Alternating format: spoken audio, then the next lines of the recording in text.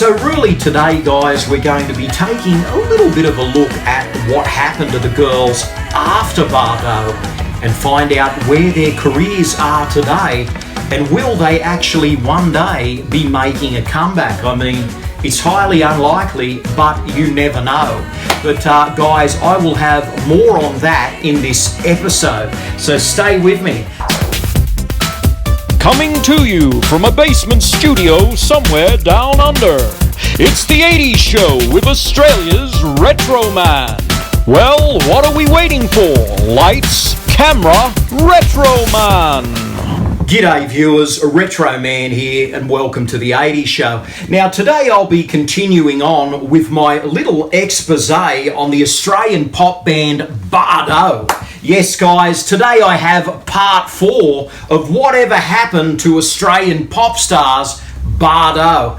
Guys, they released 2 albums, Bardot and Bardot, Play It Like That, and they were really cool. I mean, these girls were the result of a reality TV show called Popstars. They did very well with these 2 albums, and then all of a sudden it came to a dramatic end when Sophie Monk went solo. But guys, if you look at it, I think Sophie Monk's departure really was the catalyst that kind of put an end to Bardot. So I'll pick up the story, guys, from there. There was a fallout with the girls, and basically a lot of them haven't spoken to Sophie since then. So guys, when Sophie left, it really was a shock, and she went on to fame and fortune in LA, but she got herself into some films, and she was in that spoof movie called Date Movie. She also did a slasher movie or 2, and guys, she got her own music out there. And really, it was an interesting time because it was pre-iPhones. The internet was still kind of in its infancy. I mean, it was out there. But reality TV by this moment was really becoming a thing. Australian Idol had come out. There was X Factor. And guys, it was a changing landscape. And Bardot, who were the biggest girl pop band in Australia, kind of faded away. And Sophie kicked around for a while. She's still around today. I mean, Sophie Monk is a big name in the Australian industry. And guys, now she's a big Australian TV star. Really, you cannot walk past a TV set in Australia. Sophie Monk is kind of on there. I mean, she appears in commercials. She's the host of Love Island and a number of other shows she appears on as well, like The 100. She's a regular guest on there. So Sophie Monk is still in the public eye, and she even did another reality show years later called The Bachelorette, and that kind of didn't work out for Soph in a romantic sense, but man, I mean, it kind of really elevated her profile again in Australia. And as far as the other 4 girls go, I mean, they are still out there and they're actively working in some ways. I mean, take a look at Katie Underwood. I mean, she really never went away. I mean,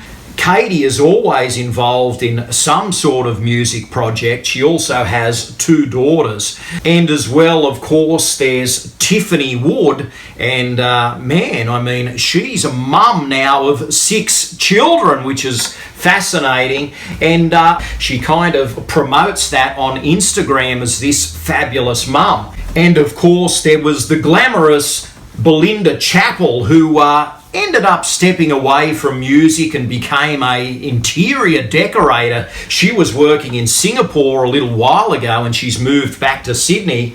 And I haven't heard much from Sally Polaronis. I mean, she kind of really is living just a very quiet family life, from what I gather, and she really has stepped away from music. And guys, when the COVID pandemic had the world in its grip in 2020, the girls kind of reunited there briefly and came on Australian TV. There was only 3 of them that made an appearance. There was Katie Underwood, Belinda Chappell and Tiffany Wood, and they hinted that maybe the Bardot group should get back together and do a show or 2. But guys, it was basically just this little appearance on Sunrise. They tried to coerce Sophie Monk, but she said no, and Sally Polaronis is just living the quiet life. So as a three-pack, guys, nothing really happened, except that they kind of celebrated the 20-year release of Poison online, and they got a vinyl out. So guys, the hopes that Bardot would forge some sort of comeback were kind of dashed. And guys, the next time we heard from them was in 2021, about a year later.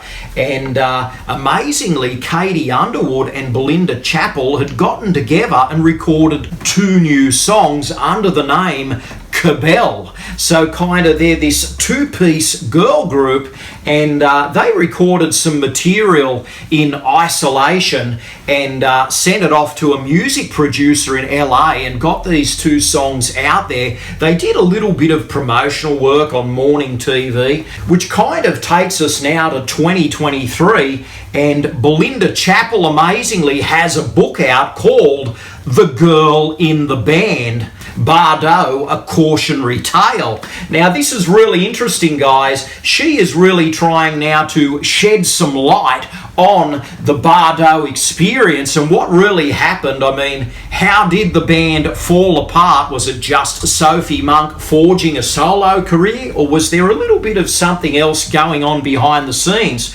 So Belinda Chappell has this book out at the moment, which is really fascinating for those of us that remember Popstars and the whole Bardot experience. So guys, I'm sure Belinda has quite a few tales to tell, and it should be a really cool read.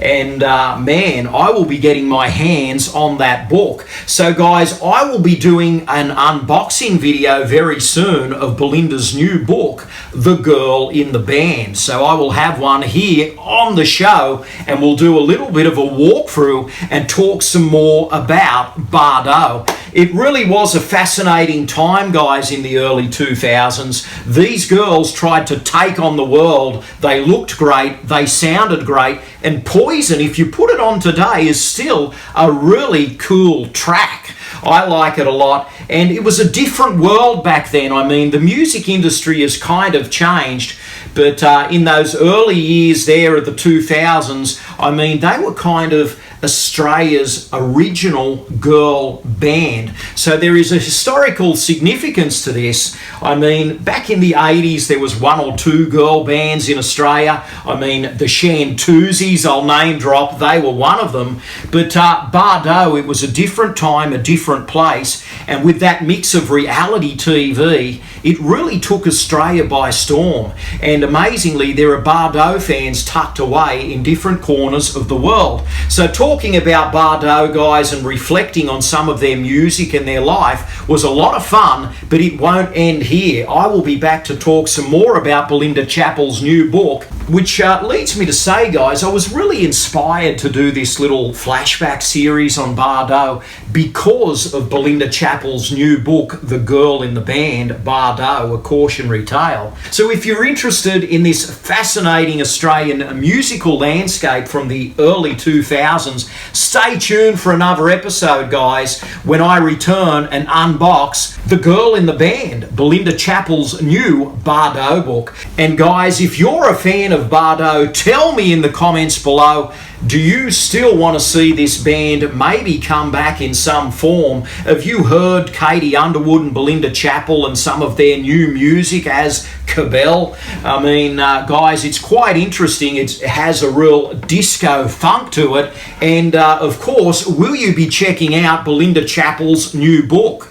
Tell me in the comments below. Reflect on Bardot and that Popstars experience, and let's open the doorway of discussion on this fascinating time in the Australian music industry. So guys, that concludes part 4 of what happened to Australian pop stars Bardot.